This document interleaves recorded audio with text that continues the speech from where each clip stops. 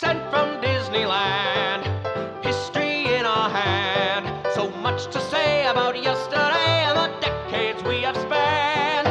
Postcards from the park, this journey will embark. See what has changed and what remains on Sent from Disneyland. Sent from Disneyland. Welcome to the Sent from Disneyland podcast. Here age relives fond memories of the past. If it's your first time joining us, welcome. On this podcast, we'll take a journey into the past and explore Disneyland, Disneyland history, and more, with mementos, snapshots, souvenirs, and postcards sent from Disneyland, from 1955 to the present.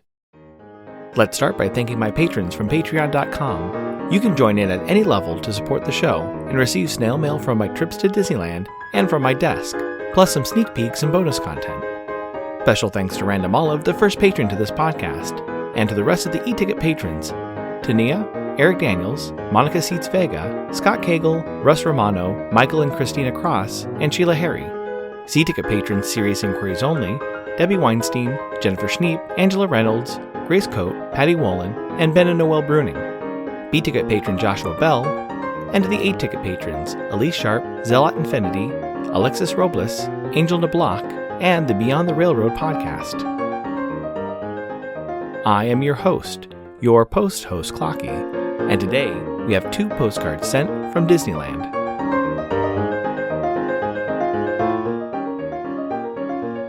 The front of our first postcard has an ancient Cambodian shrine, protected by 3 crocodiles floating in the water nearby. On the back it reads, Cambodian Shrine.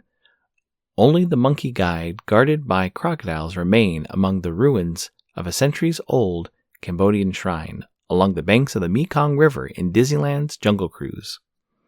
It's postmarked September 9th, 1963, with a San Clemente cancel and a 4-cent purple Lincoln postage stamp, Scott number 1036.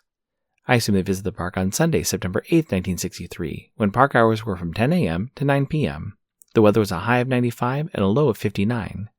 Park attendance that day was 24,495. It's addressed to Mr. and Mrs. Elmer Erickson of Seaside, Oregon. It reads, Dear Grandma and Grandpa, went to Disneyland yesterday. It was really wonderful. Tomorrow we're going to Knott's Berry Farm. The next day we're on our way home. Love, Ray and Donna. Currently I'm on a trip to the Pacific Northwest, so as usual I pulled out my copy of Walt's Pilgrimage to see if there were any good Walt Disney related sites to see while I'm on my travels. Since I'm heading up from the south, the first city I noted with visits and ties to Walt is Portland, Oregon. Walt's sister Ruth lived in Portland. She was born 2 years and 1 day after Walt on December 6, 1903, and was the youngest of the family and the only daughter of Elias and Flora Disney. She moved with her parents from Chicago to Marceline, then to Glendale, and in 1921 to Portland, Oregon. This final move was to support Walt's eldest brother, Herbert, who was a mail carrier and was transferred to Portland.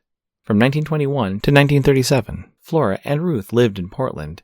It is noted that Walt visited in 1925 during his honeymoon with Lillian. Sometime between those years, Herb came back down to Southern California due to another transfer by the Postal Service. By 1938, Elias and Flora would move closer to Roy and Walt, but Ruth remained in Portland. She had married Theodore Charles Beecher in June of 1934 and had a son, Theodore Warren Beecher, in 1940. Her family continued to live the rest of their lives in Portland as she and her husband passed away in 1995 and are buried with their son, who passed away in 2009. She was an avid supporter of arts education and would anonymously help fund aspiring musicians with tuition to attend school to further their passion. Another interesting Disney tie to Portland is Ruth's daughter-in-law, Carolyn, who was a longtime member of the Cascade Disney Club, a chapter of the Disneyana fan club. Add some flair to your mail by checking out stamps at Enfield Post. You can explore different stamp options on our Etsy site, grab some great deals by following EP Sunday Sales on Instagram, or create something special and have her design a stamp array for your invitation or celebration. You can head over to EnfieldPost.com and explore all the different vintage postage stamps you can use on your next card or letter. That's ENFIELDPOST on Instagram and EnfieldPost.com for your wedding and vintage postage needs. Enfield Post is the official postage stamp sponsor of the Sent from Disneyland podcast. The front of our next postcard has Skull Rock with waterfalls around the iconic landmark. In the back, you can see a red and black striped Fantasyland trash can. On the back, it reads, Pirates Cove. Skull Rock at Pirates Cove in a lush tropical setting where guests may enjoy a relaxing moment as they visit Fantasyland in Disneyland. It's postmarked June 19, 1967, with a Circleville, Utah cancel and a 4-cent black and white Lincoln postage stamp, Scott number 1282. I assume they visited the park on Friday, June 16, 1967, when park hours were from 10 a.m. to 10 p.m. The weather was a high of 76 and a low of 58. It's addressed to Mrs. Estes Maris of Gresham, Oregon.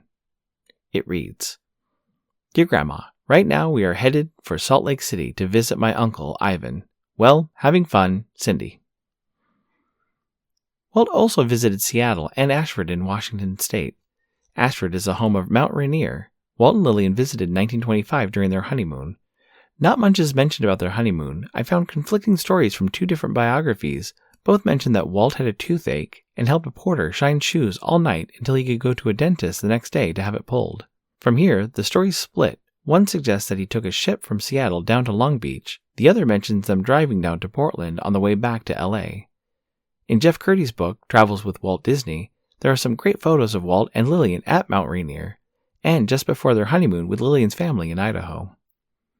The next time Walt would travel up to Seattle would be for the 1962 World's Fair. I mentioned the Seattle World's Fair on episode 109, Sent with a Carnation. Walt and Lillian and their daughter Sharon and her husband Robert Brown flew up to Seattle on September 21, 1962 for 3 days. Walt was impressed by the Space Needle and thought more cities would have one in the future, but thought the fair was too small. Luckily, 2 years later, at the New York World's Fair, which Walt was involved, would be 646 acres, almost 8 times larger than Seattle's. My incoming postcard is sponsored by the Art Throwdown. Art Throwdown, or ATD, is a craft hour on Instagram, starting at 9 p.m. Eastern or 6 Pacific. Art Throwdown is a wonderful community of artists who love to share their craft, from creating sticker postcards and coloring techniques to intricate paper cutting and unique crafting. It's always a treat to watch a show and occasionally get some one-of-a-kind postcards from the group. Each host brings something a little different to each show. I'll list some of the regular hosts, or you can follow Russ Romano 2021 on Instagram.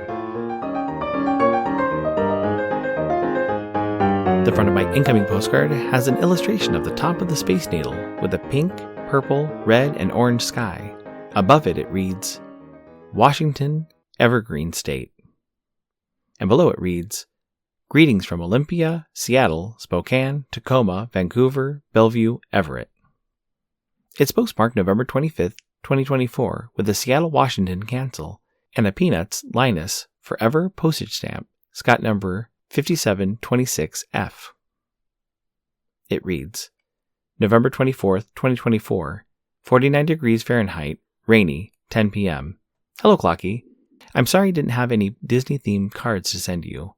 We used to live in San Diego in the early 2000s when our kids were young and went to Disneyland often. My favorite memory was when my son was invited to be captain of the riverboat by Tom Sawyer Island. He got to steer and sign the logbook and got a cool certificate. Happy post-crossing, Chrissy. Thank you so much for the postcard, Chrissy, and the Seattle advice. It was serendipity that I would receive a postcard from Seattle just a few weeks before heading up to visit. I contacted Chrissy, as I usually do before using a post-crossing postcard on the podcast, and I asked for some suggestions on what to see while I'm there. The best suggestion was to skip the gum wall, which I've seen enough photos of and agree it's kind of disgusting. I'm excited about some of the food suggestions like Rain City Burgers, Dick's Drive-In, and Sean O'Dell's Irish Pub. I know I'll be stopping by some tiki bars while I'm there, but also love to have and judge a good Irish pub's Guinness pour. My current top 2 Guinness pours are Foley's in San Francisco and a pub that used to be in the Dallas airport. We'll see how many Seattle sites and restaurants I can visit while I'm in town. Also, being captain of the Mark Twain is one thing that I have not done at the park. Thanks for listening to Sent from Disneyland. If you enjoyed this podcast, please subscribe and tell your friends. It would also help to leave a 5-star rating and comment on whatever podcast platform you use. If you'd like to support the show financially, please check out our Patreon page at patreon.com/sentfromdisneyland. You can find me on Instagram and TikTok at Sent from Disneyland, or my website, sentfromdisneyland.com. For questions and comments, send me a postcard addressed to Sent from Disneyland, P.O. Box 44, Hood, California, 95639. This podcast is not affiliated with Disney, the United States Postal Service, or any post office or Disney-related properties. Opinions expressed on this podcast belong to the host and guests of the Sent from Disneyland podcast. This podcast is produced and edited by Clocky McDowell, website designed by Misty McDowell, theme song was written and performed by Noah Sunday Lefkowitz. Take it away, Noah.